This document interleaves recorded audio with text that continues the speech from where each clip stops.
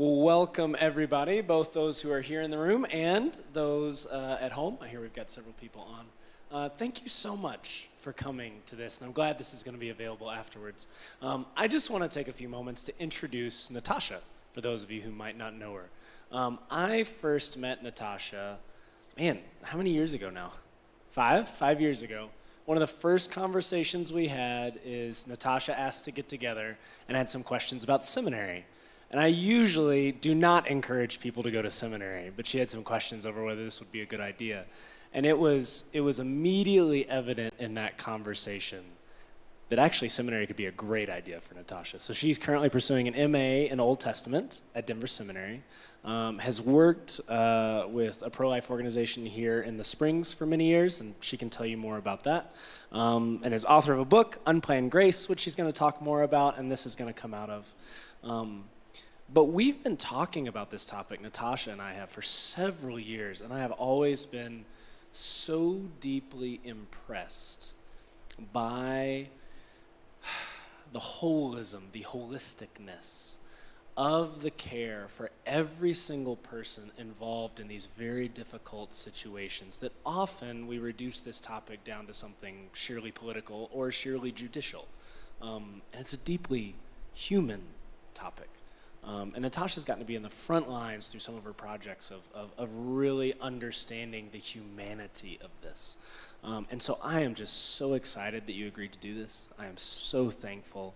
Thank you so much for just your ministry in this area ongoingly and for bringing this to IAC in a deeper way. It's going to be a rich time. I so wish I could stay this evening. I am sick as a dog. So I came to introduce Natasha, and then I'm going to head out. But one other thing I did want to mention is that this class is a class kind of standalone in its own right. It's going to be fruitful. It's going to be meaningful, especially in the context of the political things that are happening. But on a deeper level, I am really intrigued by the possibility of an ongoing ministry in these spaces of a holistic pro-life ethic. I think many of the things we're already doing at IAC speak into this, but I am particularly curious about what it would look like to have an ongoing ministry at IAC out of the kind of posture and heart that Natasha's going to be talking about. So as she's talking, just kind of have that in the back of your mind. This is a class, this is a conversation, this is a learning space. But it would also be neat to see what God would do in the midst of that. So have that in the back of your mind. Be paying attention to that. Natasha's not leading that or anything, but I wanted to plant that seed from the very beginning about the possibilities of what might could come from a conversation like this. Yes, 2 weeks of good insight, but also possibilities for more. So be thinking about them, be praying about that, and let's welcome Natasha.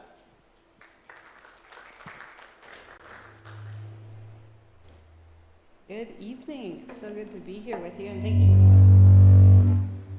you. Thank you so much for coming.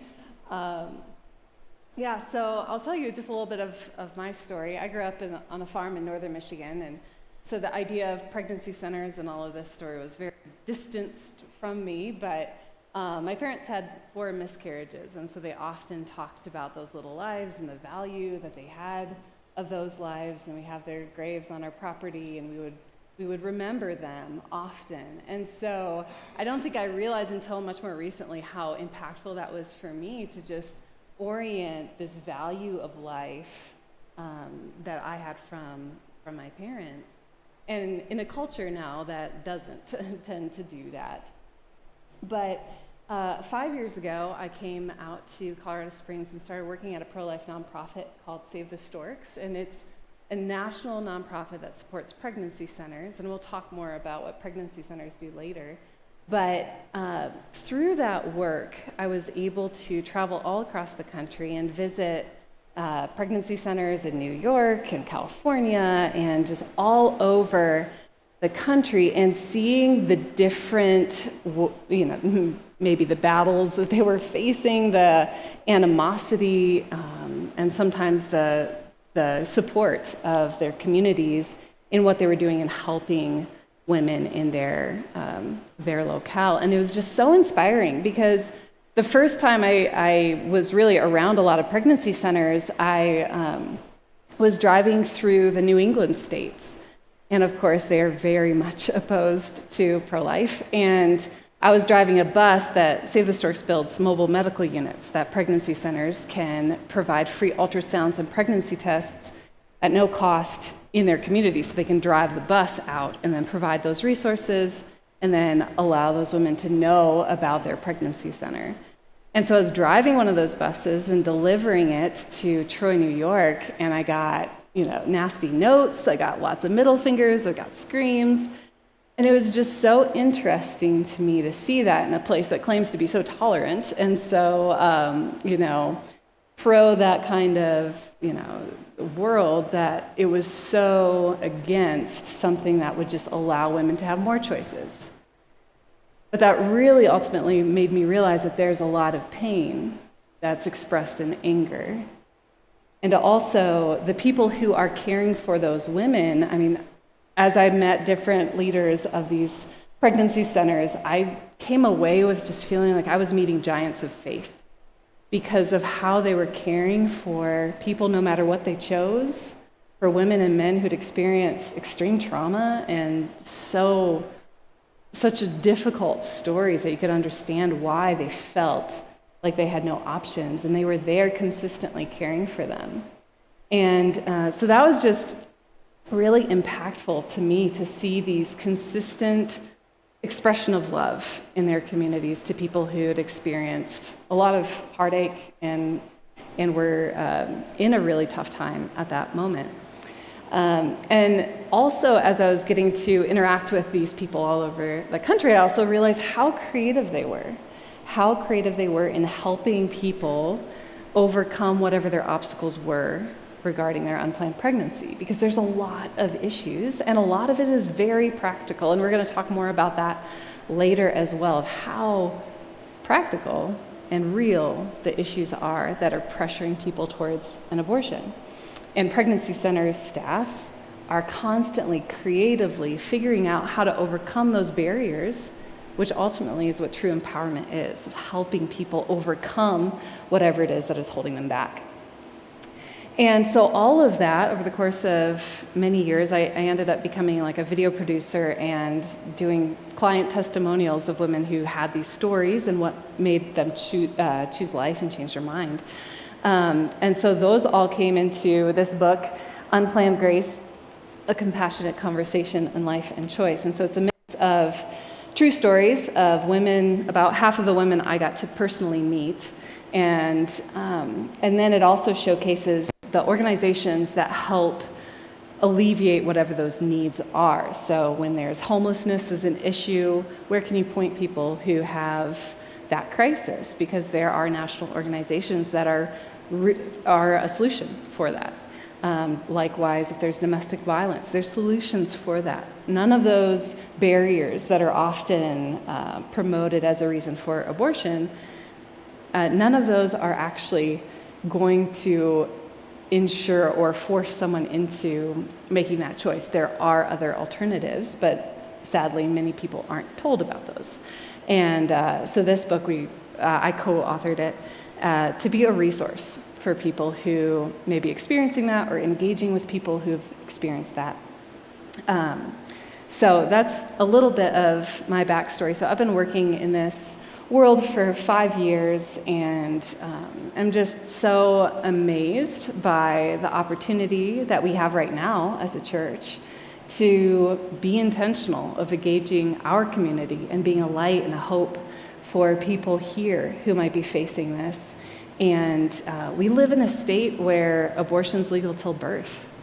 And there's, at least 7 other states that I know of, but it may grow as, the states have power to decide for themselves. But the reality is we have people now who will be coming to us seeking abortions. And we have the opportunity as a church to make a difference for those people and to reach them where they are and hopefully encourage them to choose life and choose a better life for themselves. So as we get started, I wanted to ask you some questions and have a little bit of dialogue. So if we could get the mic, we'd be able to have this conversation, but I'm curious, what are your observations right now as Roe was just overturned, there's a lot going on. Have you observed, I'm curious what you have observed. Can we get the mic, Linda? Thanks.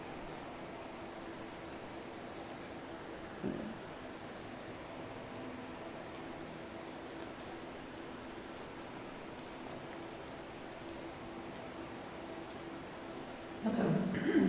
One thing I've observed of those, there's a posture of hesitancy sometimes among those who really were glad that Roe versus Wade were overturned, and kind of a confusion of what is an appropriate place for even celebrating that. Mm-hmm.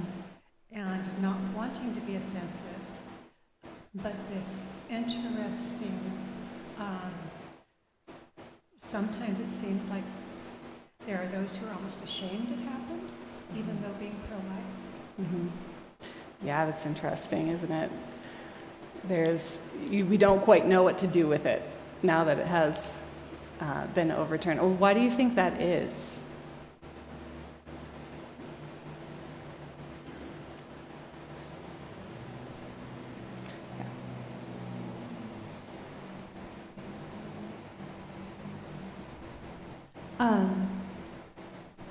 I'm a midwife, so I catch babies for a living. And I think in my circle, there's a huge amount of fear about Roe versus Wade being overturned, because the fear is that women will be in impossible situations, and there's so much politicalization of the whole issue, right? Like, what comes up is, oh, well, if you have an ectopic pregnancy and it's more than 8 weeks along, well, that's going to kill the mom, but we can't abort the baby, right? Like, those are the issues that come up for the people in the healthcare industry. That there's just a lot of fear, and that's, I think, why there's such a vehement backlash. My circle of colleagues and Facebook and social media is all very liberal, and so seeing that fear is part of why I'm here, because I am very pro-life, and yet I'm surrounded by those like 1 in a million situations where we have to have compassionate conversations about these things.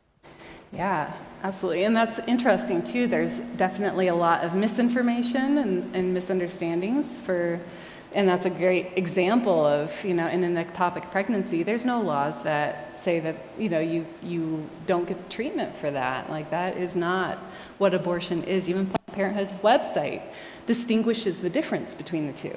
And yet there's misinformation regarding that, and assuming that you're just going to let women die when there's ectopic pregnancy, which is not the case. Yeah, I see fear as a central issue with students who chose abortion. I just finished teaching high school for years. Fear of what would happen to them so often if they were willing to share why they were absent.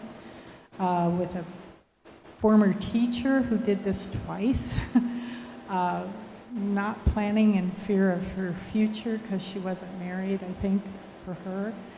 And for a lot of my friends who are more liberal in their context, just fear of losing women's rights, just fear of not having a choice, not so much thinking about the pregnancy as losing something they feel like they've gained. Mm-hmm. Yeah, that's so interesting. And with all of this, the theme is fear, right? There's so much fear. And that is something we want to talk a little bit about today, is how can we help people overcome this fear? Because a choice built and fostered out of fear isn't a healthy choice. It's not an empowered choice. It's not necessarily an informed choice. Often it's a reaction. And that's something that we should have compassion for is starting with this understanding that a lot of decisions are built off of fear within this. Fear of health or the future and the unknowns. And that's real. It's very real. The fear of the government taking away more rights is also something that just goes extreme. And of course, in a highly politicized issue, there tends to be the extreme voices that you see the most. And what I've been trying to do in my work is provide a middle ground of what we can all agree on. And what we can all agree on, both sides should be able to anyways, agree that the moms matter. Their life matters a lot. And if we start with that, we actually can probably come to an understanding where both sides can agree of how do we care for moms well. And so that's kind of what we're going to talk about a little bit today and kind of the roadmap for today. I want to keep it a little bit big picture and then next week dive into more of the nuance and specifics of how we can care for the specific issues that a lot of people face. But today, we'll talk a little bit about the theological foundation for why we care about this, and then the big picture as well of the pro-life movement and why abortion has been such a big issue in our country throughout the years. And so we want to start a little bit in talking about what gives us value. And historically, there's two main views on what gives you value, the functional and the intrinsic value. And if you I listened to the Dobbs case a few times because it was so interesting how it was argued. And those who were pro-choice talked about the functional view of human life and the mother's autonomy, and her life was more valued because she could contribute to society. She had consciousness, she had personhood, and the unborn was not seen to be as developed in that way. And so therefore their lives were not yet fully human, and therefore okay to be dispensed of. Now, the biblical view is intrinsic value, which means you are not valuable based on what you can contribute, but based on who you are, the thing that you are. Being human is enough to make you valuable.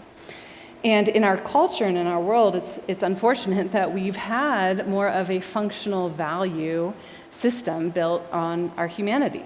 That's why in our culture we tend not to think of those with handicap as equal, those who may have some sort of mental illness as equal. However, that thinking is inconsistent, because in certain countries, even they have boasted that they've eradicated Down syndrome. But that's because they abort all of them. It's not because they value those lives and see the beauty of those little lives, even though there's some kind of handicap. That doesn't make them less human or less valuable, but if you have a functional view of human value, that means they can't contribute to society as much as the next person, then you can marginalize that. And that view has helped reinforce a lot of the atrocities that we've experienced in human history of viewing different people as less than human. And of course, the biblical view is so vastly different that you are valued because of the thing that you are. Being human alone is enough, and it doesn't matter what your size is, the level of dependency, the degree of development, or your environment. None of those things change your value. And we get this, of course, from Genesis, before that, actually, all of that feeds into a fact that even Friedrich Nietzsche, who is a renowned atheist, recognized, and he actually didn't like this idea. So this wasn't a praise to Christianity. But he said that the Christian concept of the equality of souls before God furnishes the prototype of all theories of equal rights.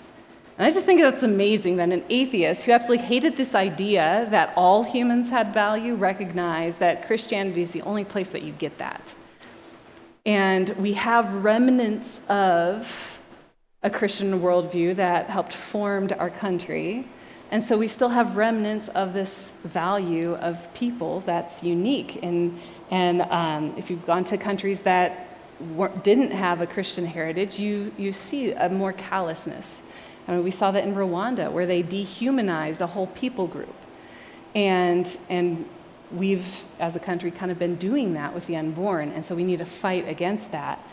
But the reality is, it is a Christian worldview that provides the basis for valuing life. And that basis comes from Genesis, where God creates humankind, and he says, let's create us in our own image, in the image of God. He created them male and female, so there's equality even within the genders. He creates them, he blesses them, and he says then, be fruitful, multiply, increase the number, fill the earth, subdue it, rule over the fish of the sea, the birds of the sky, and over every living creature that moves on the ground. And within the creation narrative, the creation of humanity is totally unique. It's the only thing that has God's own breath in us, and we know that life is a gift from him. And with that, we are given what is called the image of God. And that image comes with it an authority on loan from him that gives us this opportunity to care for and facilitate his work on earth. And that's where I know the creation care class is talking about that side of it, of how we continue God's work in creation. But here we have this understanding of all life is valued because all life is made in God's image. And so that lays this foundation for total equality that no other culture had. I mean, this was absolutely countercultural in the ancient Near East at the time that God revealed this to his people. And a little bit of history regarding this.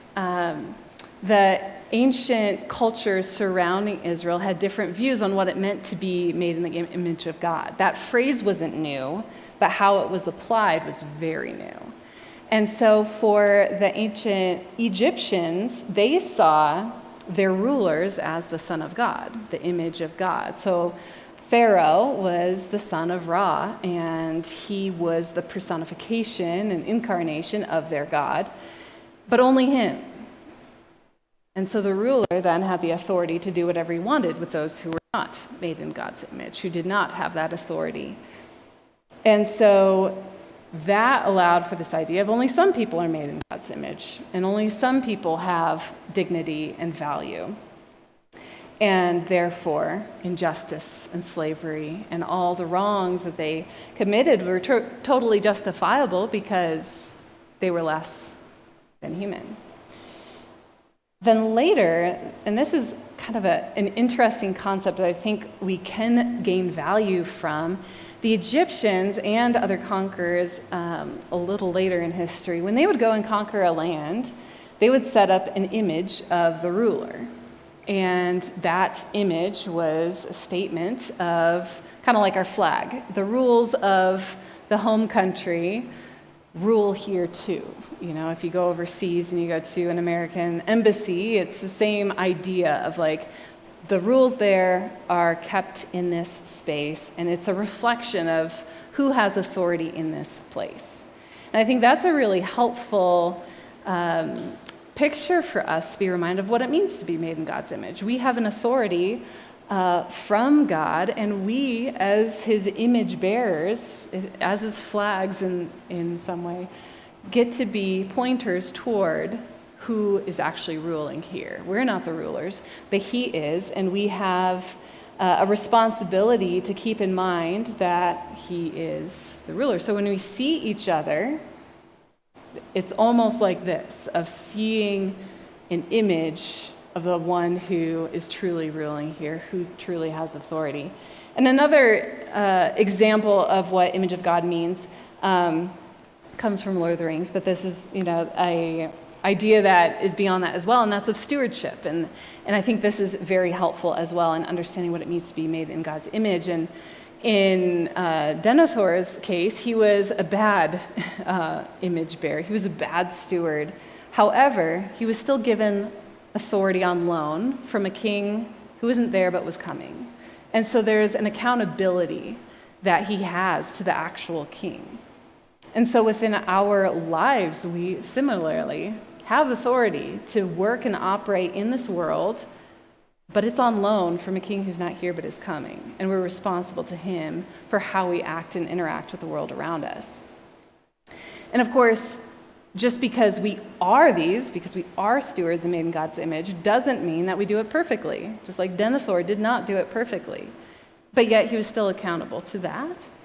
And so likewise, every human being is made in God's image and has this authority on loan from God and chooses to do it well or do it poorly, but yet we all have this accountability for caring and stewarding his power and authority well. And so that is just a little bit of, I think, a helpful pictures to keep in mind as we think of what it means to be made in God's image, and then how it applies to our world and to the story of, to the pro-life issue that we'll talk about here in a minute. Another helpful thing, so that's Genesis 1, where we're told that we are all made in God's image. There's this equality within humanity. And then beyond that, in the Old Testament, they had some other very countercultural ways of caring for all life. We see this in Genesis 9:6, right after the flood. Because again, there's some theories that say that the image of God was lost in the fall. And so then only some people have this value and others don't. But that's not true, and we see that right after the fall and after the flood. God again puts in boundaries, and here he's saying, vengeance had caused the flood because there was just so much violence. And now he's putting barriers and boundaries around vengeance. And so he's putting a life for life. If someone accidentally or intentionally murders someone, only that person gets justice. You don't go and kill family members and all of that. And so the reason for this boundary of life for life in that time period, again, was because all people are made in God's image.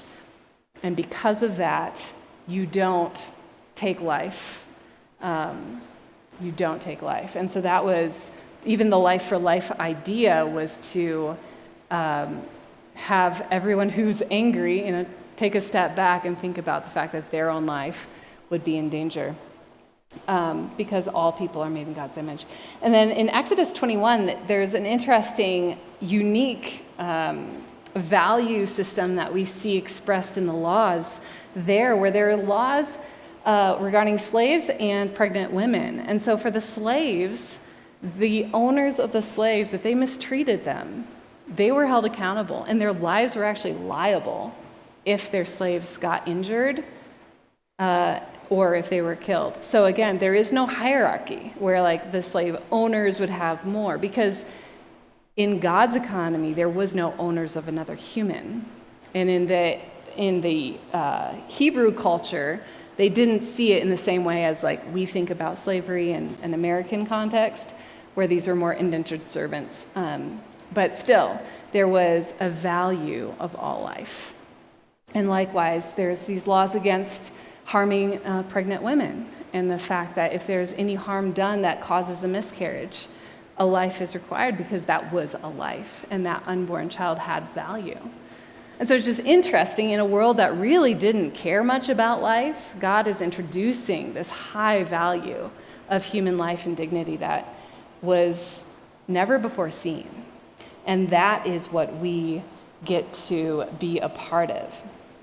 And so what's helpful with all of this is to know that what's true about this, if all of this value is true about you, that's also true about everybody else. And so within the pro-life conversation, and I think an unfortunate way that we've seen history play out is an inconsistency in this, but the reality is that how we care about and value life should be consistent for everyone, which also means those we most disagree with, which also means those who work in abortion clinics, those who've had abortions, the fathers who might be pressuring, the fathers who might be mourning the fact that they had no choice in this. And so all of these lives require our compassion and our love, because their life has equal value as ours does.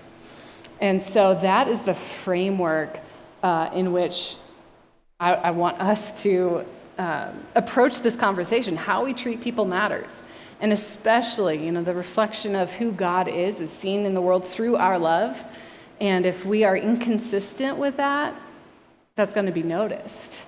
And it's going to reflect poorly on the Lord. And that's what we've seen historically when people get so angry because of the injustice of abortion, but then how they treat people has been inconsistent in not caring for the moms or caring for those who are workers within that system. But what can happen when you do allow this love and value to go on is lives can be changed. Deeply changed. And one story that I love came from a pregnancy center in Florida where there was a guy who was a sidewalk advocate. And sidewalk advocates are people who usually, they're not necessarily pregnancy center staff, but they are often trained to just be on a sidewalk near an abortion clinic. And their training includes like no grotesque signs. Their approach is loving and compassionate and prayerful.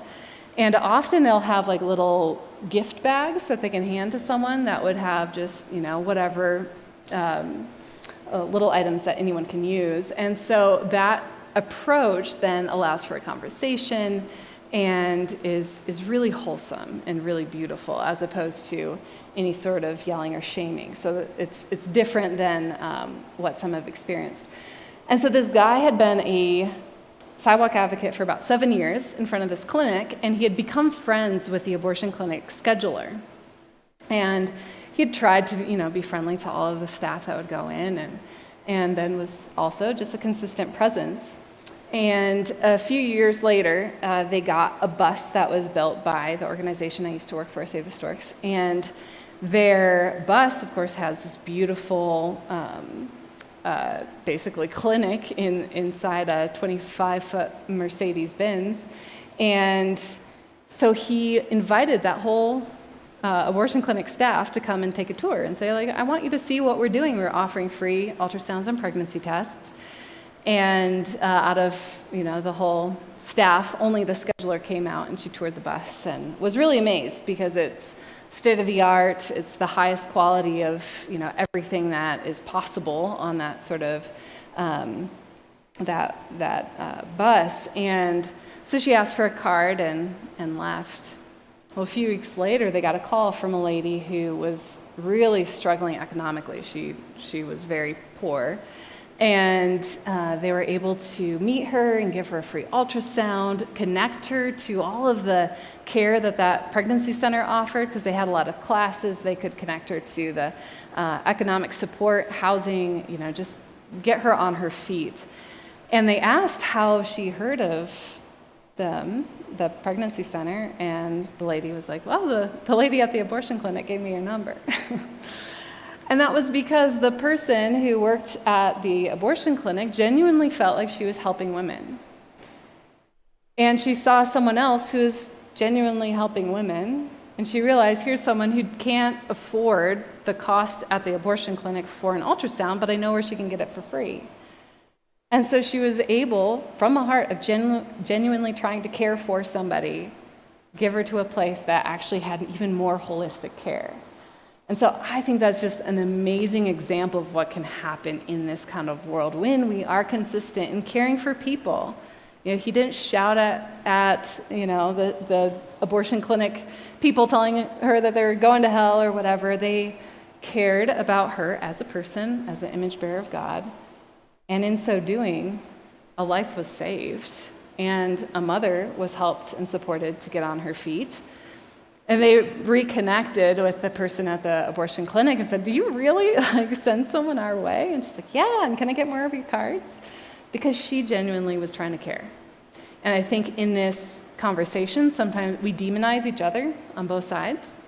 And often there is this tone of knowing the fear, knowing the uncertainties of the future, and thinking that this is the best option for a person.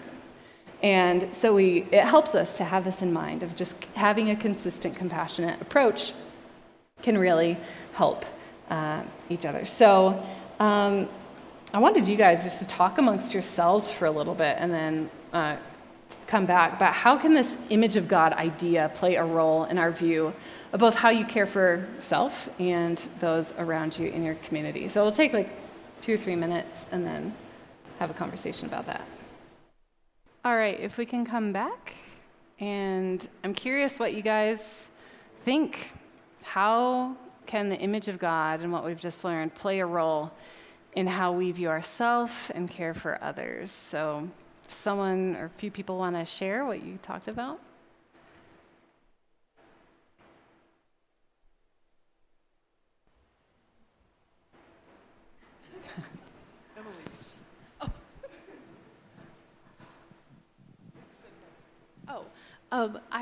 We were just talking about how it's so easy to make the other person the other, and I just said that I don't know of anyone who goes into healthcare, particularly women's healthcare, that doesn't care about women, including all the people who work in an abortion clinic who really do believe that they are offering choices and options, and they do have deep compassion for women.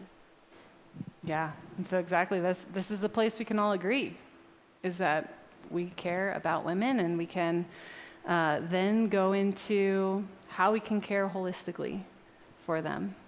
Yeah. Any other thoughts?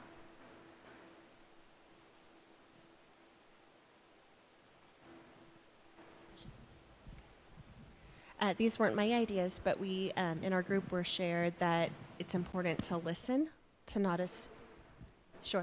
that it's important to listen and not assume where people are coming from when we know their views. And then also the idea, when is it appropriate to speak into a situation? How do we discern that? Yeah, that's great. Well, next we have a video that kind of encapsulates all that we've just talked about regarding the image of God and how that plays out within the pro-life perspective, but it's pretty big picture. And this was one that I helped write the scripts for and stuff, but it's something that I think is really a beautiful expression and a holistic approach to what it means to be made in God's image. So let's check it out.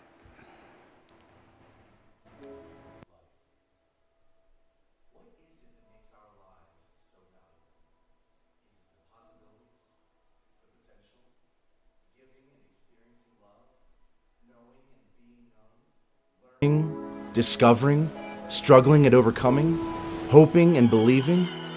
Is it the joy of what could be or what is? Or the memories of a life well lived? Do we find the meaning in our pain, our hardship or struggle, our fight to survive? What gives our lives value? It's that life itself is sacred. Being human, made in the image of God. You see, it's not about all the good things we might experience, or all the potential we may have. It's not simply what you bring to the world or what you can do for me. It's that you bring to the world you. It's the value you bring simply by being alive. You. Yup, you. You are worth it. You are beautiful, precious, absolutely amazing, just as you are. You see, we stand for life because we affirm the importance of life itself. It's the acknowledgement that because of its intrinsic value, we must do everything we can to ensure that it goes on. Not because it will be perfect, but because it will just be. It's a love letter to being human. A letter saying every life is worth it no matter what. A letter saying life has value simply because it is.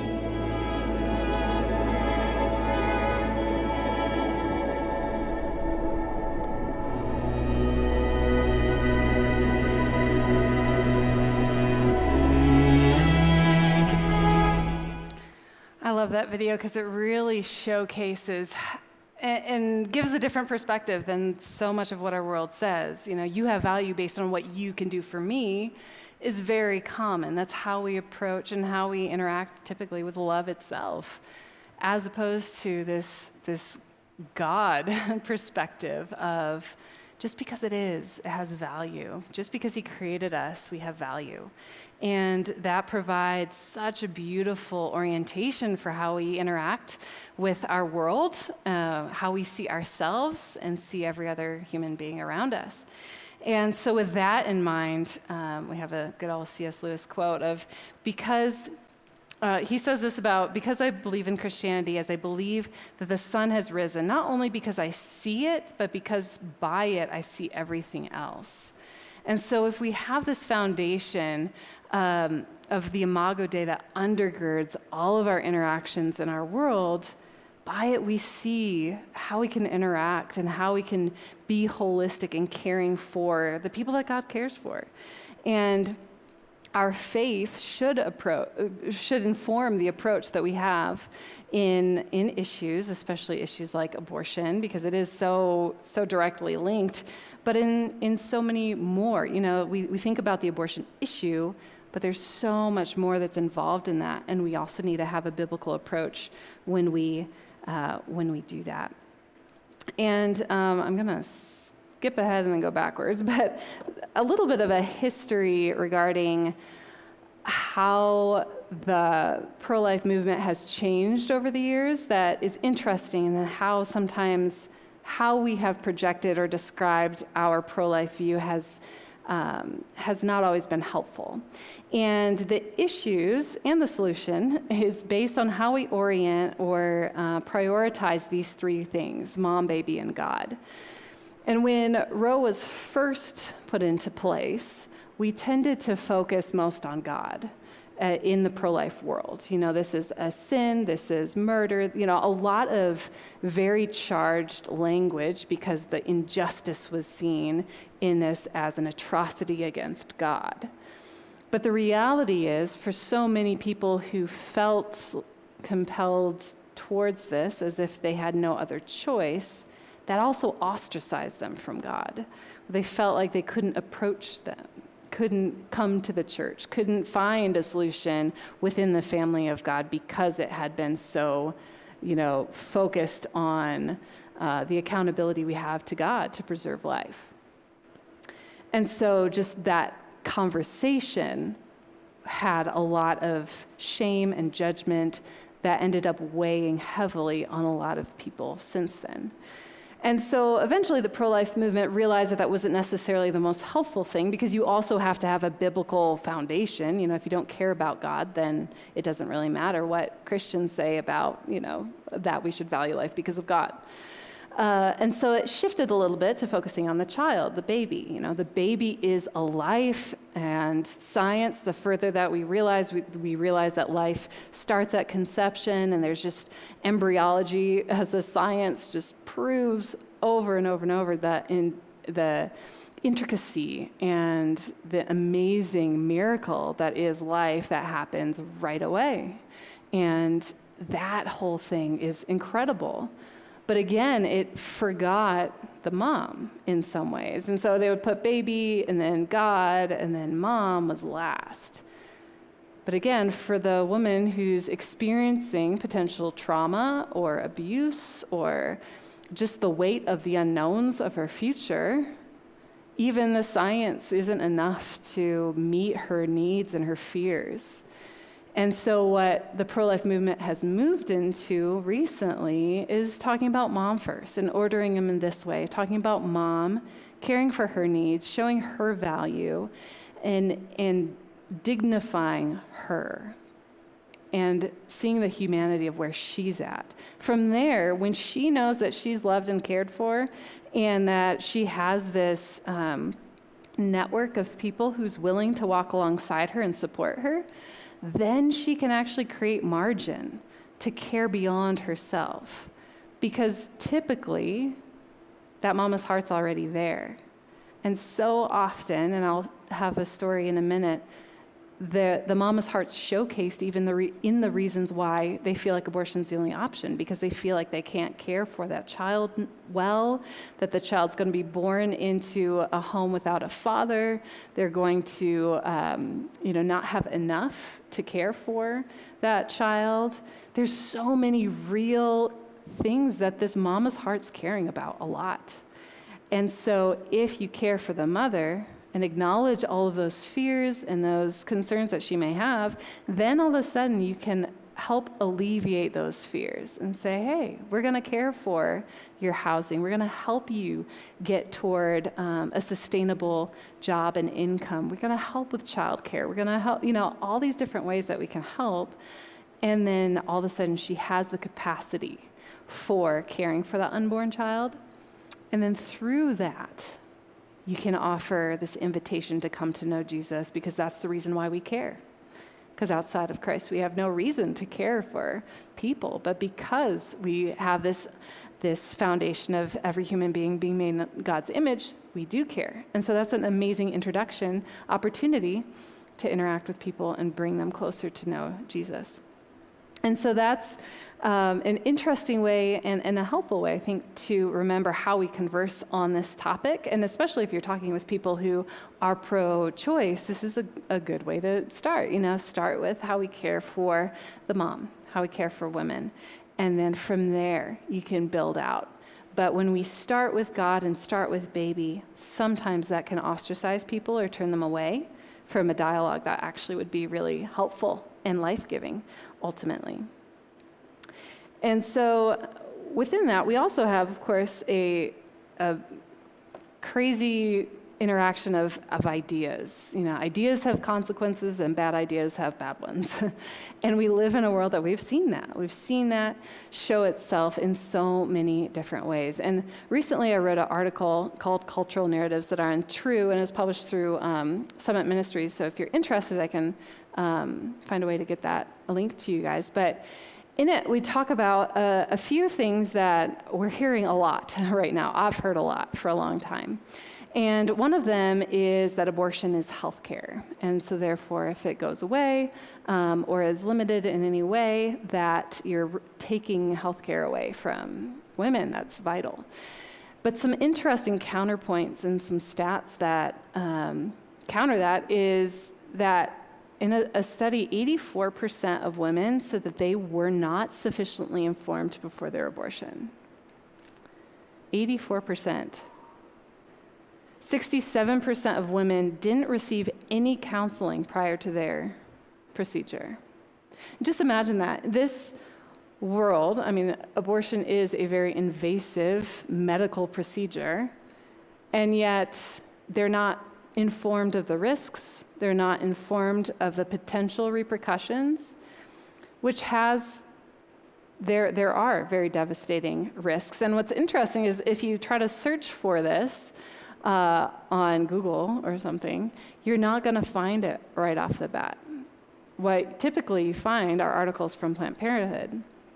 But if you look at international studies, there's been many international studies that showcase risks that increase significantly when abortion is a part of the story. And why would that be withheld from women? The risk of preterm birth goes up. The risk of different types of cancers goes up significantly. One study, there was an international study that brought together 109 different studies from around the world. And they found that after one abortion, there was a 46% increase in breast cancer. After 2, there was 70% risk. And after 3, a 90% increased risk in the potential of cancers. And so if abortion is healthcare, why are women not fully informed of the potential risks? Preterm birth is another one I mentioned before, and the reality is after one abortion, the preterm birth rates go up by 30%, and after that it's significantly higher. I want to say 90, but I don't have it in front of me, so I'm not sure on that. But the reality is it's significant, and the people group with the most preterm births are African Americans. And that is also the people group that Planned Parenthood tends to try to get their facilities near those populations. So again, if it's healthcare, we should care about the whole health of a person and the potential health. And it's, of course, we can't say that it's determinative, that if you have abortion, this will happen, but we should be informed of our risks. You're informed of any potential risk if you go to the dentist. So why is this a place where many women have not been informed? Another cultural narrative that is popular is that it empowers women. It's necessary for a woman's success. And we've seen this a lot. It was interesting right after Roe was overturned, and all of these companies started saying, like, well, we will send our employees to a different state and pay, and all the costs that relate to the abortion. And then pro-life groups started saying, well, wait a second. If you're going to pay for the abortion, why wouldn't you pay for health care or time, paid time off, maternal or paternal leave? Why are you only supporting an abortion? Like, that's also pressure. That's also not caring for your employees well, because it's still a money thing, like they seem to be generous, but in the reality, it's not. And so that was really interesting to observe those who were truly believing that they're supporting people without realizing how much they're not actually supporting people. So this idea that abortion empowers women ultimately doesn't. Heartbeat International is a really great pregnancy help network, and they have pregnancy centers in over 60 countries and nearly 3,000 affiliates in the States. And they have a lot of incredible work. I'll talk more about them later. But they did a study, and they found that 79% of women who had abortions were never informed of resources available if they were to choose life. They were not informed at all of the people who were there who would be willing to care for them. So again, that's not really empowering people if we're limiting their information and not fully providing them with the assets needed for them to thrive and for them to make the best choice for themselves, because they may have chosen differently if they knew that they would be supported. Another big one that's been the mantra all along has been my body, my choice. And so therefore, the women's autonomy is the big thing. And yet, 74% of women said that they felt pressured to choose abortion. And that pressure may come from their partner or their parents, but it also might come from culture, because we have a lot of very strong cultural narratives saying, this isn't a good time for you. How can you be successful? How can you finish school? How can you do whatever if you were to have a baby right now? And all of those attitudes limit and assume the worst in women, saying that they can't be successful and be a mother. It pits the child against the mother, which is not helpful at all. And with the women that I met, and I'll show you one story, we've got another video coming up, of a lady who is one of many who has these kind of stories where when they chose life, they chose a better life for themselves. Because they didn't allow themselves to be a victim to their circumstances, they overcame not only their current circumstances, but became a fire in their community and rallying other people and encouraging other people to say, like, you can do it, because I did. And so there's this power behind when we empower people to overcome their circumstances and not be defined by them. And that is incredible to see. And that's something that I want us to be thinking about. How can we be those kind of people who encourage and empower people to overcome those circumstances? Because that's what we're invited to in the gospel.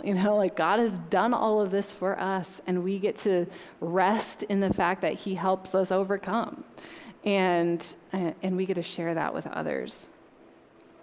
So as we interact with all of these different conversations, one thing that another narrative that's popular is that pro-choicers don't care about women, they just care about the baby.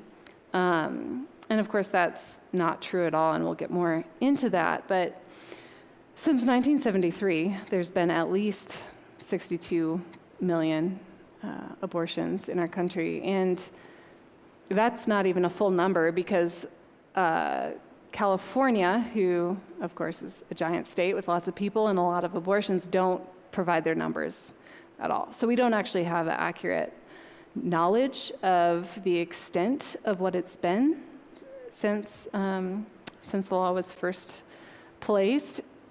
But what I want us to think about is the parents, the 124 million plus women and men who live with this, who have this as part of their stories, and many who don't have a way of talking about it because the church really hasn't talked about it much.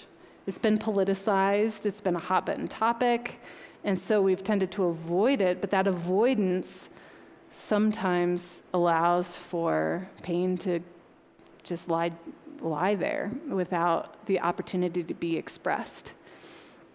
Earlier this year, I was at a conference, and a pastor came up and shared his story and said, I was actually just preaching on abortion, and he had participated in one when he was 20, and then went through a healing process through his local pregnancy center and came to the Lord, and now is a pastor. And so he shared his story at church. And he said a man who was about 70 came up and just wept on his shoulder, and said that he had never told anyone because he never had anyone he could tell. Like, where our culture tells men that they shouldn't care, that they don't have a right in this part of the conversation, and yet there's a lot of people desperately and deeply hurting from this as part of their story. So again, especially if we interact with people who become angry or really fired up, we should probably take a step back, listen, like you said, because there's a lot of pain, and therefore we should also have a lot of compassion in that. And so in this whole conversation, there's a lot of complexity, and this is kind of how I divided up my book on Plan Grace, is talking about the different nuances that affect and interact with or inform a woman's choice who's experiencing an unplanned pregnancy. And so economics tend to be one of the biggest reasons why women choose abortion, is because they feel like they can't afford it right now. 73% choose abortion due to financial stress. Likewise, educations, 79% aren't informed of what would be available if they choose life. In relationships, like I said earlier, 73.8% said that they felt pressured into having an abortion. And so within all of this, again, like we pointed out at the beginning, there's a lot of fear. There's a lot of uncertainty that's fueling and empowering these decisions. And Guttmacher is a pro-choice research arm of Planned Parenthood, and they even acknowledge the fact that some women might choose abortion as an act of self-defense, because domestic abuse skyrockets, actually, in unstable homes. And that's a very real issue that some women fear. It's the fact that it's their lives or the child's. So again, compassion needs to be a big reason. So within this, we have a lot of practical reasons why this has been such a big issue, because people feel like they can't. There's a scarcity mentality behind it. And it's just the contrast to the sermon this morning of generosity, and that's what we're invited into, as being God's expression of generosity to a world of scarcity, of people who feel like there is not enough, that they cannot do it, that they have such limited resources they can't possibly survive themselves and take care of another life. But that's where we can step in. But we also need to acknowledge the fact that this is in our churches too. And this is why we need to interact with this conversation compassionately, because it's not just an issue out there. It's not just, out in the world. It's in our church. And CareNet, which is another national nonprofit that supports pregnancy centers, they did a study about abortion in the church. And the whole study is really interesting and really sad. But they found that 4 in 10 women were regularly attending church when they had their first abortion. They were regularly attending church. Half of those women don't believe that any sermons on forgiveness apply to them, because their own shame is so deep and their own pain is so real that they can't tell anyone about it. They can't talk to anyone about it. And so they're just wearing that as a part of themselves and hiding that.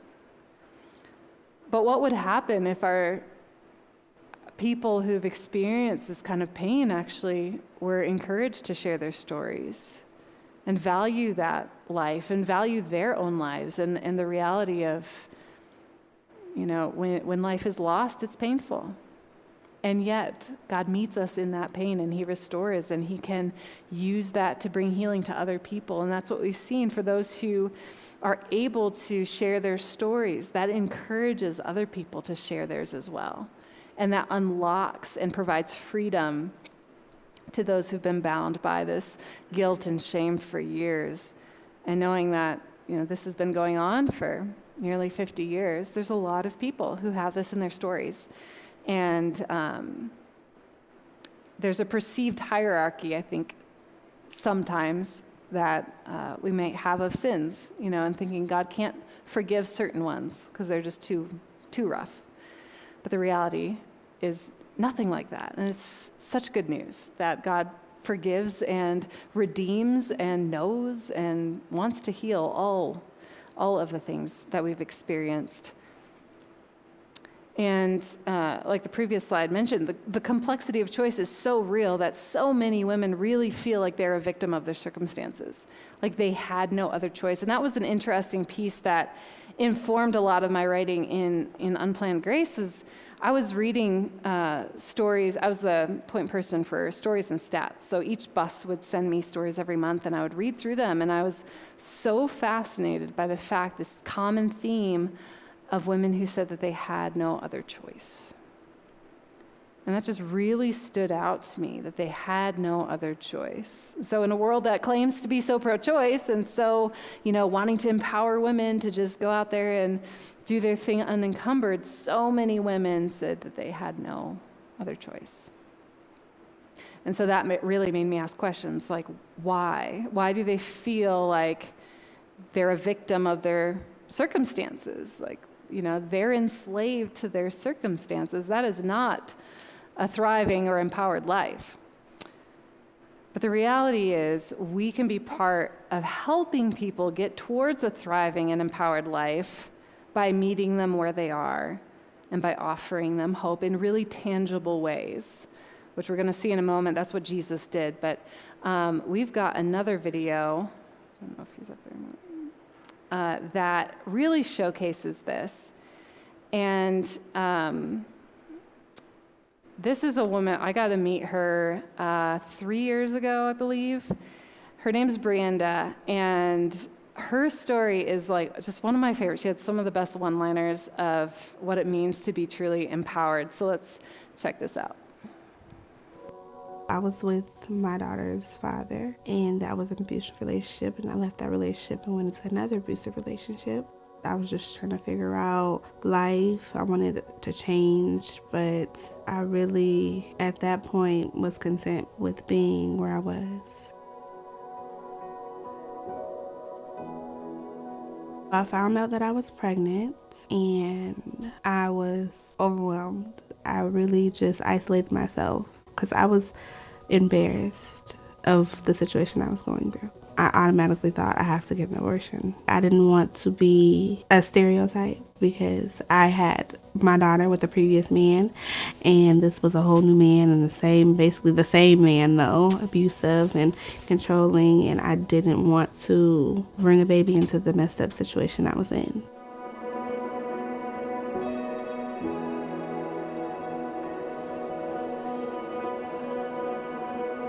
I seen the buzz coming to a school that I was thinking about signing up. And I seen the bus and I'm like, well, I've been feeling a little iffy and I am kind of late on my period. Maybe I should go see what's going on. So I went on the bus and I was pregnant. She wasn't surprised, but she was emotional about it. She did not want to be pregnant at this time. It wasn't a good time for her to have another baby. They definitely gave me the support and encouragement I needed. They didn't pressure me or anything. They just recommended some things and asked me to come out to their center before I made any, life-changing decisions. I came out to the center and I was able to get an ultrasound. Not having seen her baby yet, she was completely undecided. I think there were just some things going on in her life that she really felt abortion was really her only option. I don't know that she necessarily wanted that option, but felt that was the best route to go. When I saw the ultrasound of my son, I was overjoyed. I was happy. It just melted my heart. I instantly went in protective mode. It wasn't an option to have an abortion anymore. It was just the option of figuring out what I was going to do next to be able to support both of my kids on my own in a healthy environment. When a person is really kind of undecided, they see that baby, they see that heartbeat, and everything suddenly becomes real. And in that moment, they realize, this is my baby. I was just thinking, like, it's a part of me. This is my baby. And regardless of whatever situation, I just got to be a better person, better mother for both of my kids now.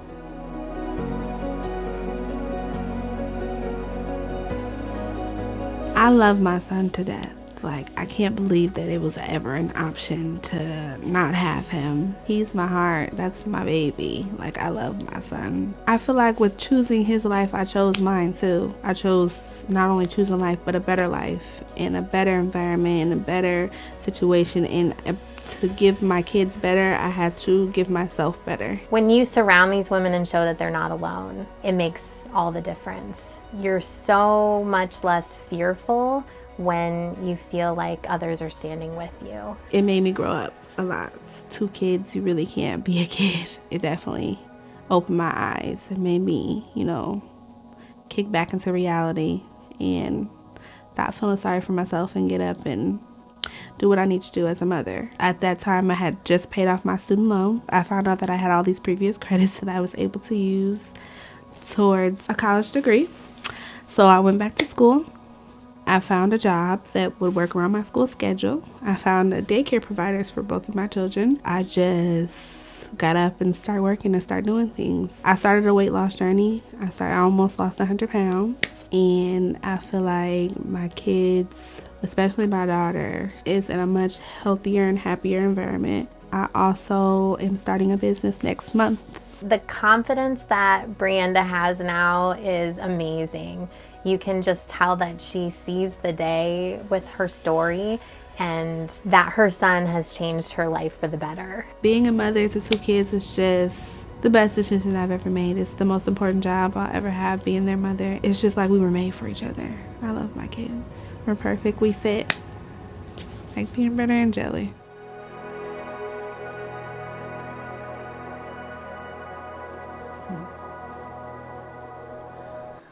I absolutely love her story, because it's so, like, just her, even watching her, showcases this transformation in her life of, she didn't want to be a stereotype. That was real.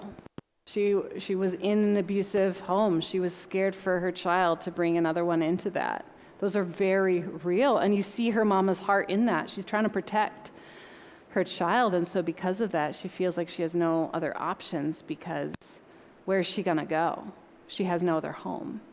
Until she met the people at the pregnancy center, and then they offered her opportunities beyond what she knew were possible, and she found stable housing outside of that home. She got away, and then she, went back to school and is able now to have her own business and become healthier. And I just love how she said, she realized that if she was going to give her children better, she had to give herself better too. And that's so real. That's where we can be such a solution to caring for women well. Because when they realize they actually deserve better as well, then they have this ability to care more, care outside herself. Because even her story, she was caring for her child all along.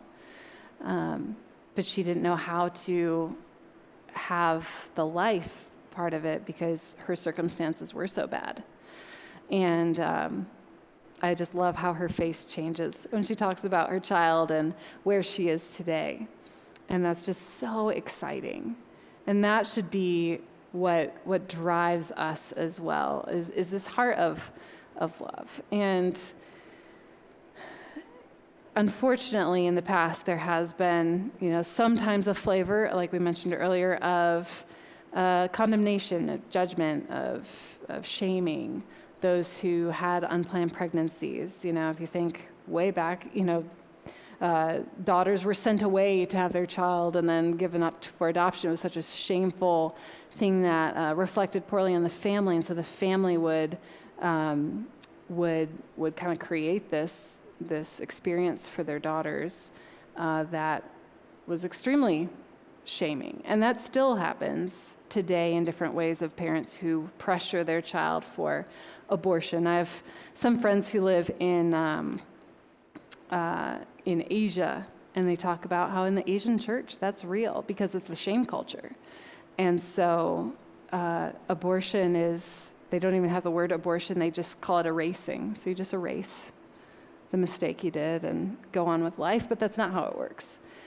And you can't erase a life because lives are all gifts, from God, and we need to care for them. And so one framework I really love that we can use as we interact with this, and I'll have this and one more biblical example in a bit, but the Pharisees come to Jesus at one point and they kind of sneer and say, how can you hang out with the sinners? And then they kind of scowl and scoff at the fact that God is hanging out with sinners, and the sinners actually felt comfortable around Jesus. He never called them sinners, but the religious elite did. And of course that came with lots of self-righteousness and shaming on people who didn't fit their category of righteousness.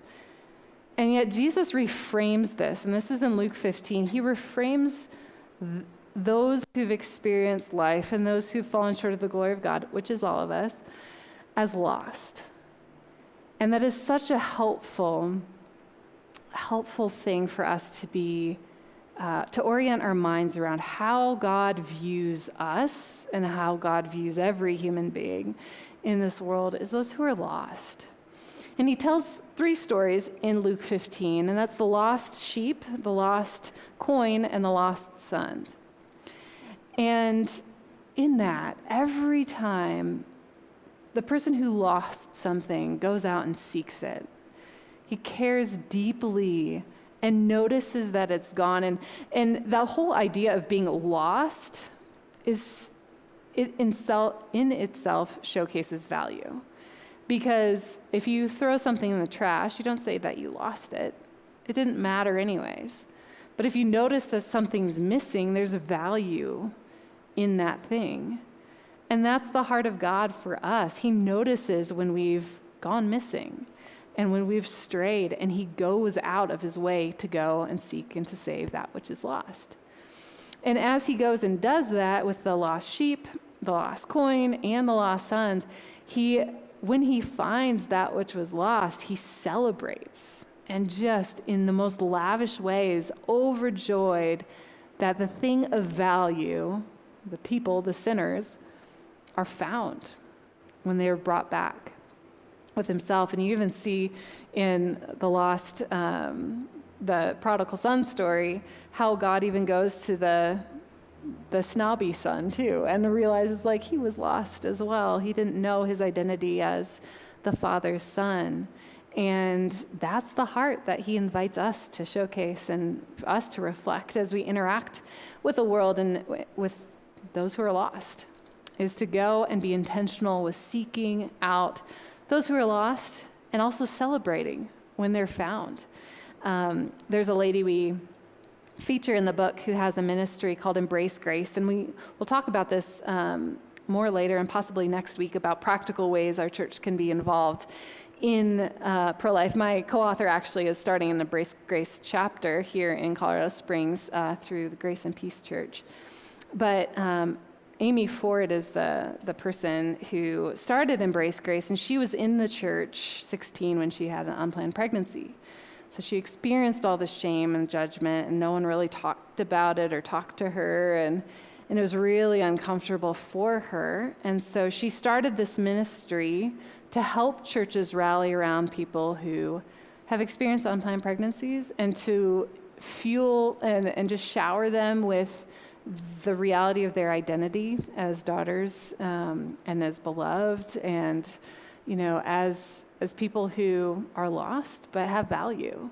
And the culmination of that is this big baby shower. So the church will shower each mom with all that they need. And Amy Ford said, in referencing this story of the parable, she said that God invites us to be part of throwing the celebration.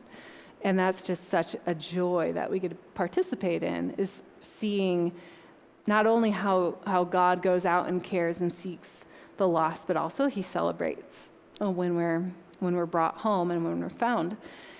And all of this, even the movement in these stories, is kind of what pregnancy centers do and what they offer. So pregnancy centers are national, all over the country. There's about 3,000 pregnancy centers, so more pregnancy centers than abortion clinics, but most people don't know about them, which is the difficulty. And so what they do is their services are at no cost. They're completely donor funded. And they will provide free ultrasounds, pregnancy tests, counseling, which often includes even after abortion counseling and healing classes. It includes parenting classes for both parents as well as men's ministries. And our local Life Network has all of these things. They have an amazing men's ministry. We actually interviewed their men's director for the book as well, and talk about how they care for each person involved and care holistically. They also will have not only licensed counselors, but also social workers who then will pour their lives into helping these women overcome whatever their barriers are economically, and get them whatever help they need.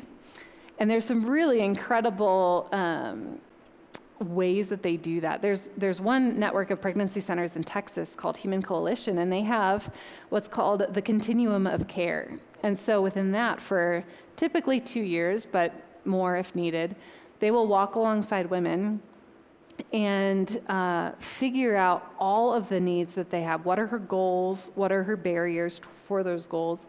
And then their social workers will do all of the legwork to help them. Excuse me. And so they will apply for grants, loans, help them get back to college, help them with housing.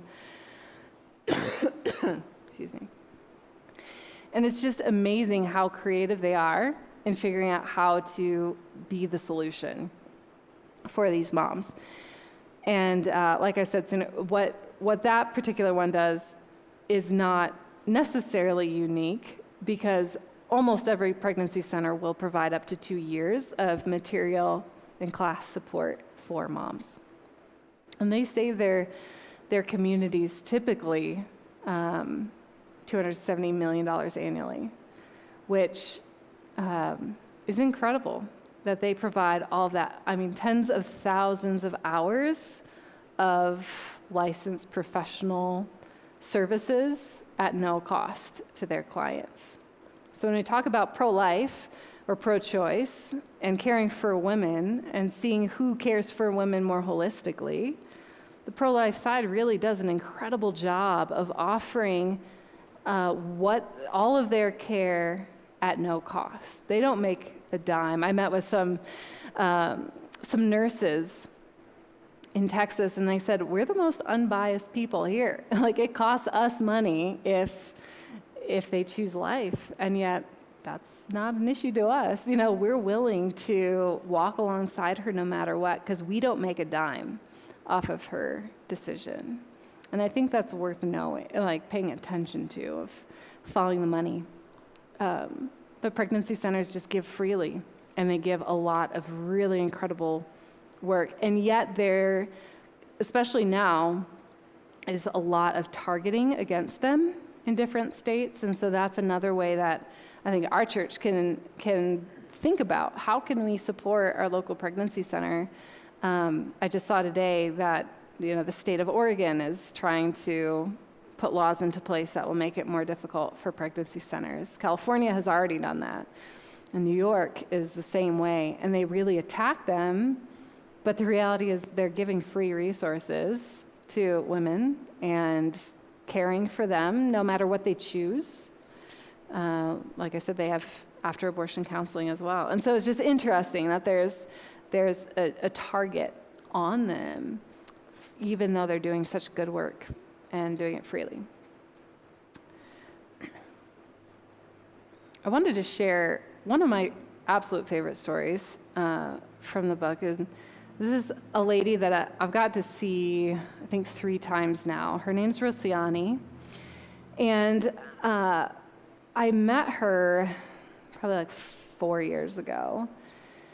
And Rosiani's story is one of my favorites because it kind of touches on issues that either side, of the political sphere may like and dislike. And so it kind of ruffles feathers on either side, and I love that. But because, again, we don't care about people just because they agree with us. If the image of God is real, then we care for people no matter what, So then we also care for the immigrant and the mother and the child and the unborn and all individuals involved.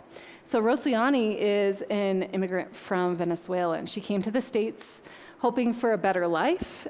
She was a surgical nurse, so very well educated, but then Venezuela collapsed, and she had nothing to go on there. And, her family was starving, and so she came to the States in hope of a better life. And in coming here, she was trying to navigate the system. It's a lot harder than she expected, and she ended up overstaying her visa. And she was discovered and a tracking anklet placed on her, and she was facing deportation. So, of course, she couldn't get a job because she was at that point illegal. And during that time, she found out that she was pregnant. And so she went and talked to the father, and the father kicked her out of the home. And so then she was homeless, completely unemployed and impossible to make a penny, and facing deportation. And so she had no idea how in the world she was going to get an abortion, but that was the only thing that made sense to her because her mama's heart was breaking in the fact that she didn't want to go back to Venezuela and then watch her child starve there. And so the pain of knowing that that was probably her future was a driving force for her in feeling like abortion was her best option. And she had nothing, and she had the entire weight of the American government against her. I mean, she had everything against her. And so she searched online and was trying to find abortions, and the cheapest one was $800, which she didn't even have that. And while she was searching, she found an ad for a pregnancy center that offered free supplies and counseling. And so she reached out to them and was able to get a free ultrasound pregnancy test. And the individual on the bus who gave her that, they were able to go to her on a bus. And so the lady who was giving her an ultrasound heard her story and realized, like, whoa, that's a lot of complexity. That's like, they actually said it was the hardest story that they've ever heard, because she was facing the deportation especially, but then the abandonment and the homelessness and the unemployment. I mean, it was so hard for her. And so they went to work right away and said, okay, what are the issues that you have? Okay, obviously finances is an issue, but let's park that for a second. You don't have a home. That's an emergency right now. And the deportation issue is a mountain to climb. And so immediately that pregnancy center is next to a little Catholic church. And so they posted a little bulletin at the church and said, does anyone have a place where this mama can go? And so very quickly they found her a home. And there was a single lady who opened up her home and allowed Rosiani to come and live with her. And of course, Rosiani still wasn't sure what she was going to do regarding the pregnancy, but the church opened their doors. And then they knew an attorney who actually, he had been an immigrant, and someone helped his family, and his mom had been an immigrant. He was a child.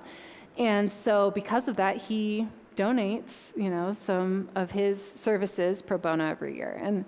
And he heard her story and said, your life is worth fighting for, and your child's life is worth fighting for. And if you choose life, I will do what I can to fight for you and get you asylum here. And of course, I can't guarantee anything, but I will do my best at no cost to you because your life is worth it.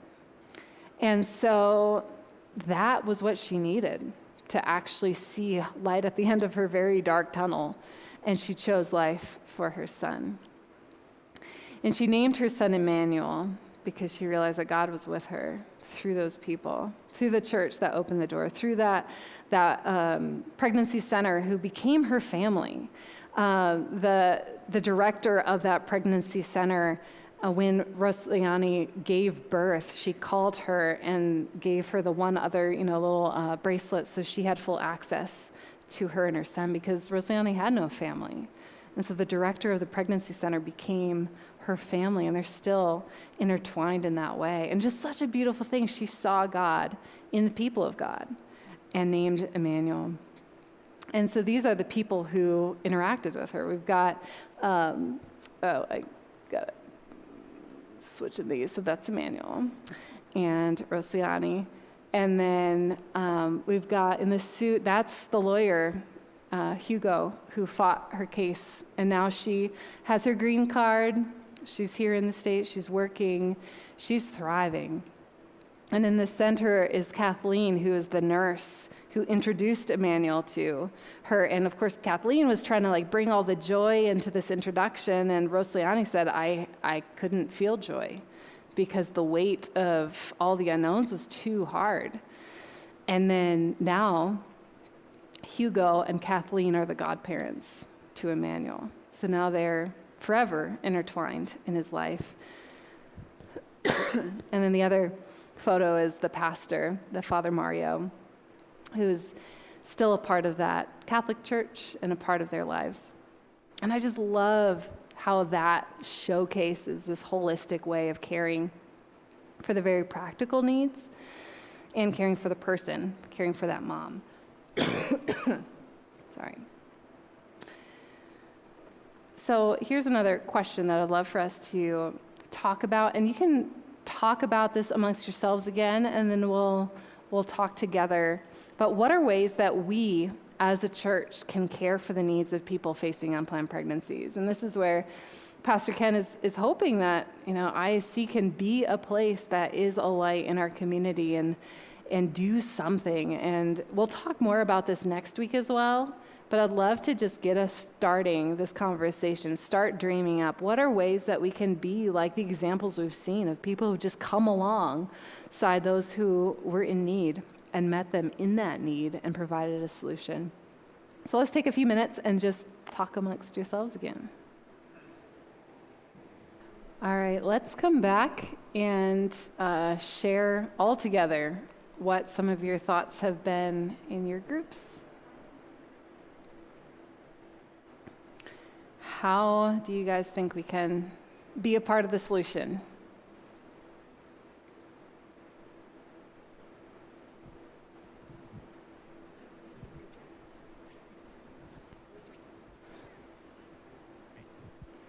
Well, we had several great ideas. One of them was that what we do here with immigrant families, a lot of overlap could be done for unplanned pregnant mothers, because the way we provide resources on an ongoing team work instead of just one-on-one, we could use that model with some modifications and look into it as something that we could do. Another statement was that we haven't really been aware of some of the ways that unplanned pregnancies and the moms had resources available. And so making the awareness factor there and just practical. And then also, I stated too, I'd been in a church in Indiana where some people who'd had abortions were open, and then there was room for healing within that church and more people came forward. So thinking about the other end of it and being more compassionate. Yeah, those are great ideas. Yes.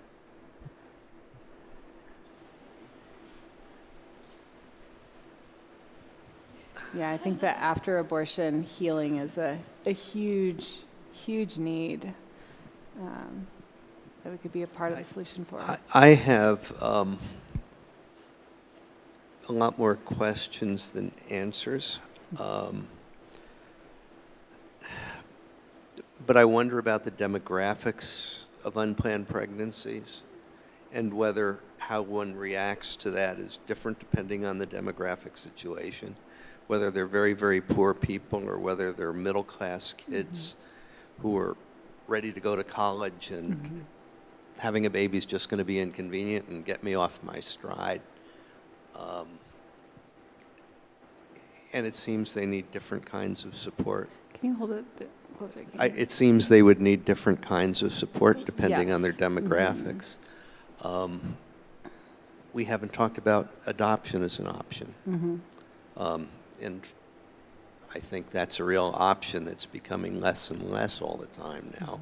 But that really is an option that we could help people with. And so I have more questions than I do Yeah. solutions. And we'll have some more time for questions too. But regarding that Guttmacher Institute that I mentioned before, that's a research arm of Planned Parenthood, they actually have really good stats.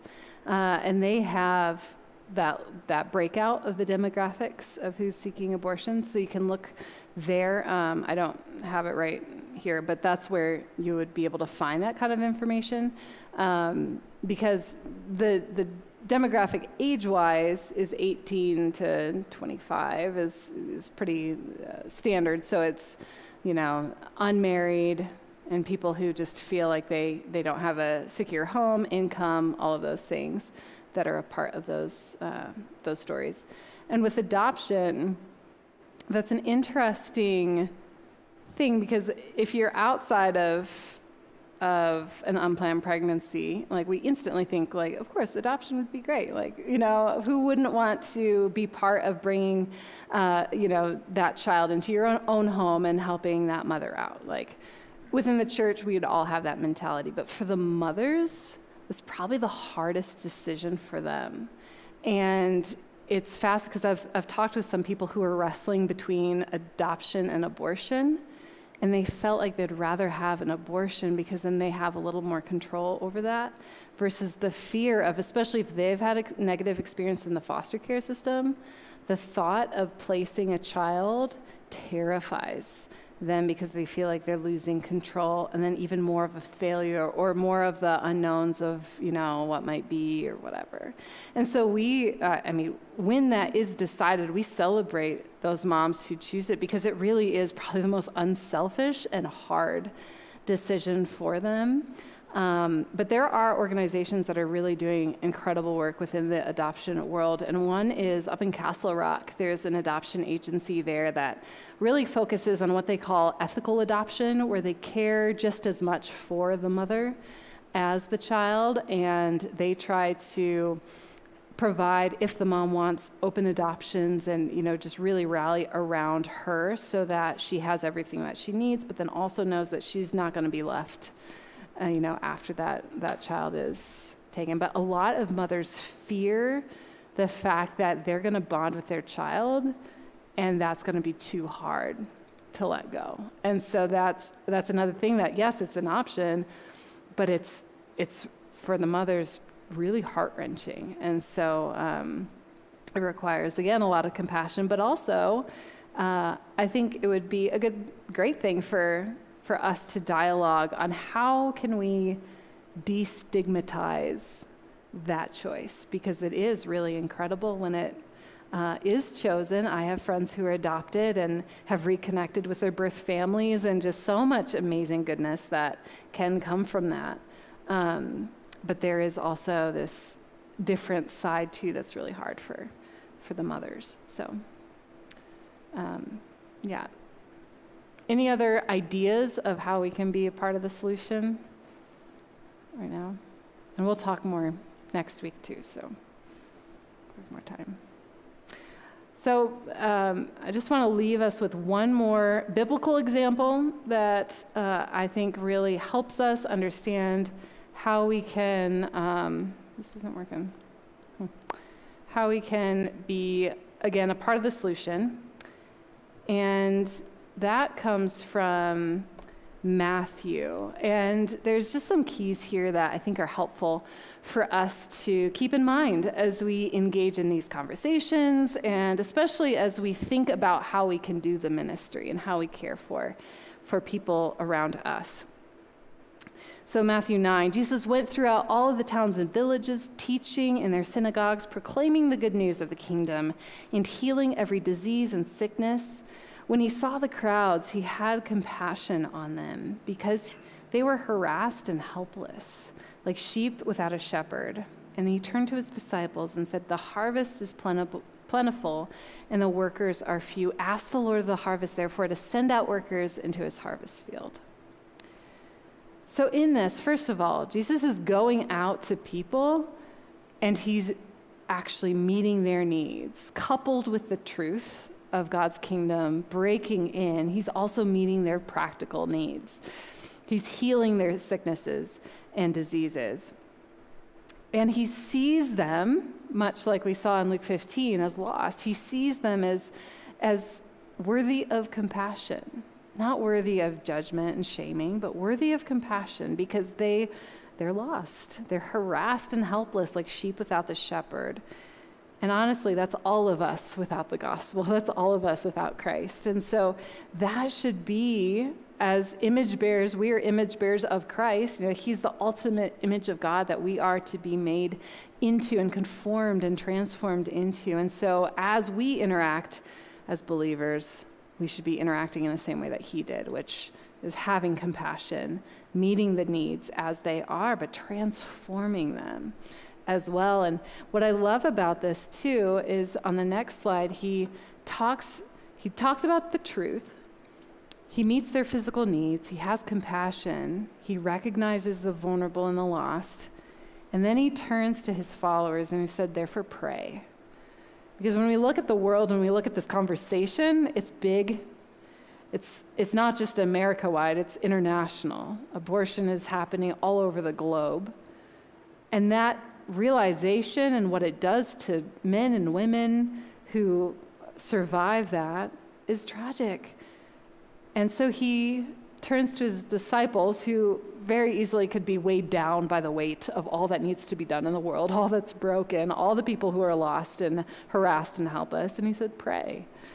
Pray because God is the one who moves people into action. Pray the Lord of the harvest to send forth laborers into his harvest field, because it's ripe. There's a lot to do. And therefore, we need to pray and ask that God would form us, equip us, shape us to go out and to be his workers in a world that desperately needs this hope and restoration and healing and an overcoming attitude. But most of all, they need compassion, and they need the introduction to the good news of God's kingdom, which validates them as humans, gives them value and dignity, and provides a way, an alternative and transformed life that meets the longings that may be, they're trying to meet in these different ways.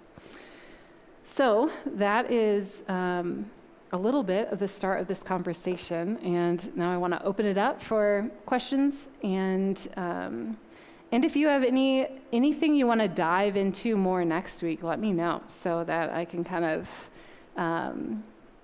have that in mind as we think about what we'll talk about more next week. But so far, my thought is to go into a little bit more detail of what the book covers, of how economics and that breaks out, how relationships and that affects women, and then what are the different health concerns, and how can we what are the solutions or alternatives within those categories that we could help point people to, and then how we as a church can be involved.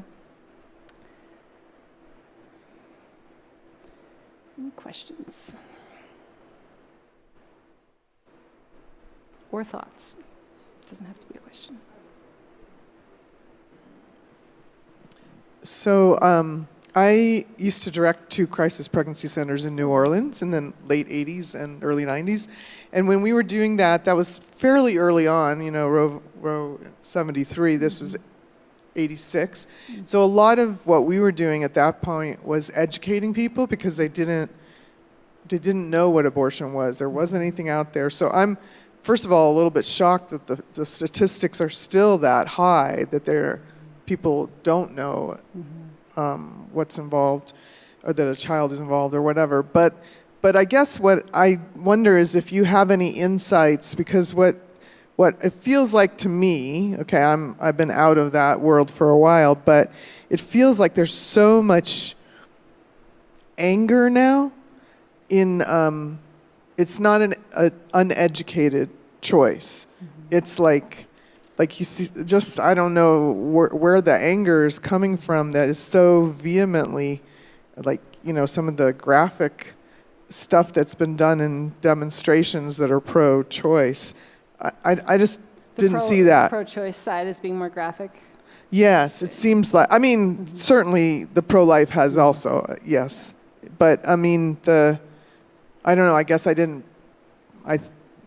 pick up on that kind of hatred 40 years, 30 years ago, or whenever it was. So I don't know if you have any insights, because it doesn't feel like it's coming from fear, but maybe it is, like what you said. Yeah, the conversation has changed a lot since then, because I think in the earlier days, there was this assumption that it's not a baby yet, but then science has caught up and actually proves, no, it actually is. And so then the justification for abortion has to change, because they can't, science just isn't on their side. And so it changed to be what's called personhood theory. And what's her name? Nancy Pearcey, in her book, Love Thy Body, has a really great chapter on this. But she talks about personhood theory, which is basically a dichotomy. You know, it's like modern day Gnosticism that affects a lot of our current cultural issues with, you know, mind is better than the body, or consciousness is more important than your body. And so you see, like, this has played its way into movies and media a lot recently, like in the movie Me Before You, where there's an assisted suicide because he was in a wheelchair. And that was seen as a good thing because he was handicapped. And so this degradation of the body has happened a lot. And so within the pro-choice world, and this is really like what undergirded Roe in the beginning, was this idea of a human isn't a person, because the Constitution gives value to persons. So you're not a person until you have consciousness or have some sort of, you know, fill in the blank. So it might be like, when you can detect pain, then you're a person because you have this, you know, you're more developed. But yet that's totally arbitrary. And so then the mother, because there's this consciousness, she has more personhood than the unborn, so therefore her life has more value. And the value system has also changed then to, it's the conversation on rights. It's her right, it's personhood, and her personal autonomy is the uttermost, value. And so in that, abortion seems like you're going to be removing her ability to be autonomous, her rights. And so all of that allows for more of a fueled approach and stronger language even, of like, you're stealing our rights and what are you going to take away next, and all of this stuff, which isn't actually a part of the reality, but it's how it's presented and how it's believed. And so a lot of people have heard like, well, you're going to take away women's rights, you're going to take away women's health care. And so then there's a lot of fear that also, of course, has that anger involved in it. But I think that's a little bit of like the shifting where they can't rely on science anymore. So now it's this fear-based fuel that also has a lot of anger because you're going to take away something that was fought for. Yeah. Mm-hmm.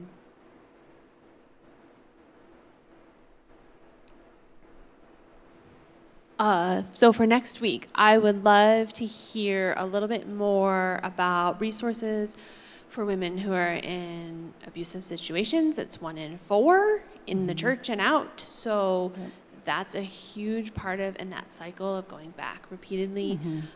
Also, how do we as Christians help support things like paid paternity leave? And I mean, like it or not, Google gives 12 weeks of paid paternity leave and Focus on Family gives 1. So, and I know that because I have clients from both.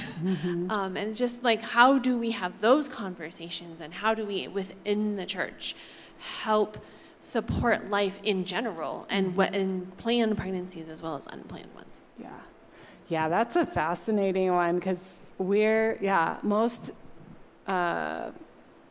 European countries give a year off for maternal leave, and yet in America there's absolutely no standard. But that's something I've been talking about recently with my co-author, because we're both like, how is this a thing? How do Christian ministries, who are supposed to be showcasing and embodying the values of God in the way that we work, how do we miss it so much in certain things? And that's a big one, where there are ministries that have very little or no paid time off. And again, it's like a scarcity mentality of that there's just not enough, that God's not going to provide enough for them, so they can't provide enough for this new mother or father. And that should not be. Yeah. Thank you. I'll make notes of that. Although I think I'll have to just have all of your input on how we can support moms outside of work. Yeah.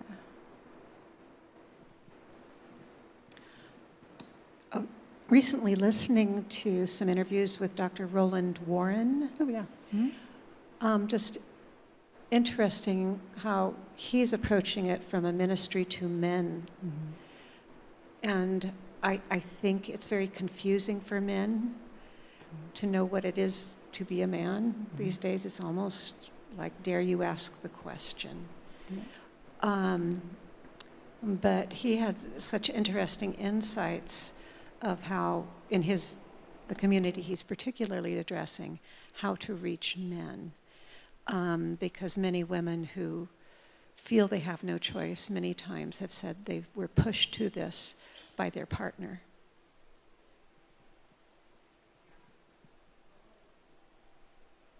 Roland Warren is the president of CareNet, which is one of the organizations I mentioned, and I got to interview him actually in the chapter in the book regarding men's ministry. And CareNet does their approach, they call it the Joseph Project. And so they say, okay, how does Scripture talk about men in unplanned pregnancy? Well, the only real example we have is Joseph, who, of course, had no clue that Mary was going to be impregnated by the Holy Spirit. And, Jesus was the result. And so how did God interact with him in the face of an unplanned pregnancy from a human perspective?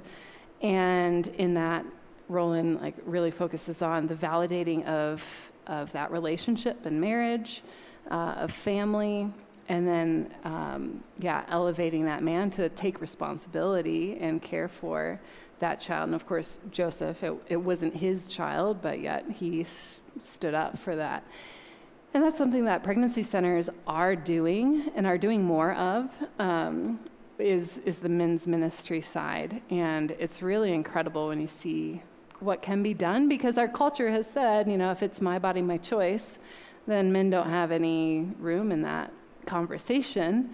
And yet 64% of women say that it was the father's voice that was the loudest that influenced their decision to have an abortion. And so if men are told that what they should say is just, I'll support you no matter what, whatever you decide, then that puts all the responsibility on the women, who, when feel like they're unsupported, feel like they have no other option than abortion because they're unsupported. Versus encouraging men to stand up and advocate for that life and take responsibility and be willing to support that mother in the choice for life, and choosing to support that child as well, and encouraging, obviously, a family and bringing them into the church where they can learn how to live holistically in the way that God designed. That's what they're trying to encourage. There's a pregnancy center. I did a mini documentary on this last year, but a pregnancy center in Alaska that offers 600 classes to their community. And Alaska is known for the highest rate of child abuse of any state. And so if children are removed from their homes, the court will order men and women to come to that pregnancy center and receive classes in order to get their children back. And so they told me stories of men who would come back with their kids and say, here's where I came to get you back. Because these men never had fathers, and that's what they said is consistent. None of these guys have ever had an example of what it means to be a father or a godly man in general. And so through these classes, they get to learn those things, and they have mentors, and that's where they partner with the church, and men from the local church rally around those men who've never had a dad or not a good one. And it's transforming these communities and these lives, and it's remarkable. So there's a lot to be done for sure, and it is unfortunate that it's kind of been a missed area for a long time, but it's shifting a lot, and Roland Warren's doing a lot of really great work in that. Mm-hmm. Any other thoughts? I know we're at our time, so okay. This is an example of something I connected with that really meant a lot to me.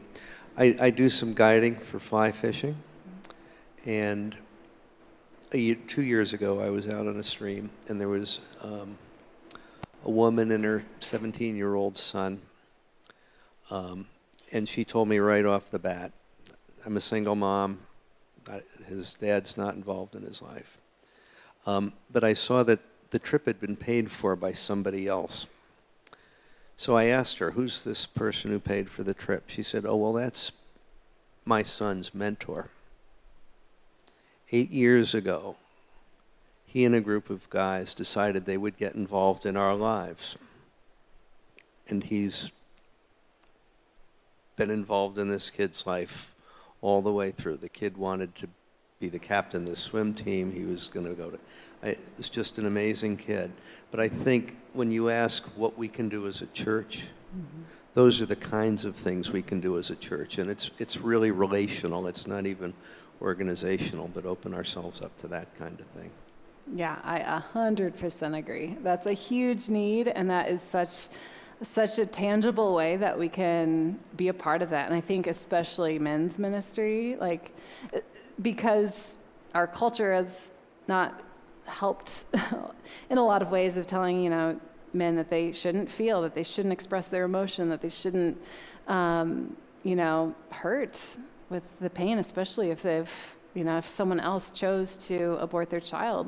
That's a lot of pain. And so within that, to have that one-on-one mentoring can be huge in unlocking that. And then even for those who don't have dads, to be a father figure is massively important, because there's just, like you mentioned earlier, there's a lot of abuse. And so if the church can be the family that should be, the family that God has ordained, that cares and loves truly, that can transform not only one life, but it can transform the community and the country and just have a giant ripple effect. And I think that's a very practical way we can be involved.